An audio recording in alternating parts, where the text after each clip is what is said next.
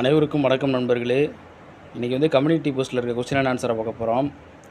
சோழ அரசி வானமாதேவி சதி மேற்கொண்டார் என்பதை வெளிப்படுத்தும் பட்டயம் எது?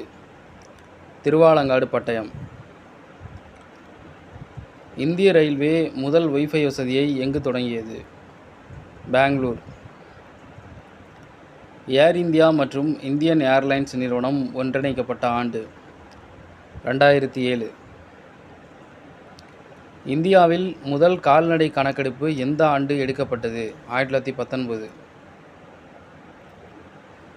இந்தியாவில் முதல் பருத்தி நெசவாலை எந்த ஆண்டு அமைக்கப்பட்டது? 1818. உலக புள்ளியியலின் தந்தை என அழைக்கப்படுபவர் யார்? Ronald bizarre.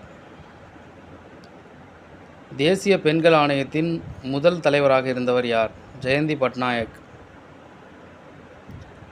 தேசிய பேரிடர் மேலாண்மை ஆணையம் தோற்றுவிக்கப்பட்ட ஆண்டு எது? 2005. தேசிய வளர்ச்சிக்குழு தோற்றுவிக்கப்பட்ட ஆண்டு எது? 1952. மத்திய ஊழல் கண்காணிப்பு ஆணையம் தோற்றுவிக்கப்பட்ட ஆண்டு 1964. இந்திய தேர்தல் சின்னங்கள் ஆணை எந்த ஆண்டு நடைமுறைக்கு வந்தது? 1968.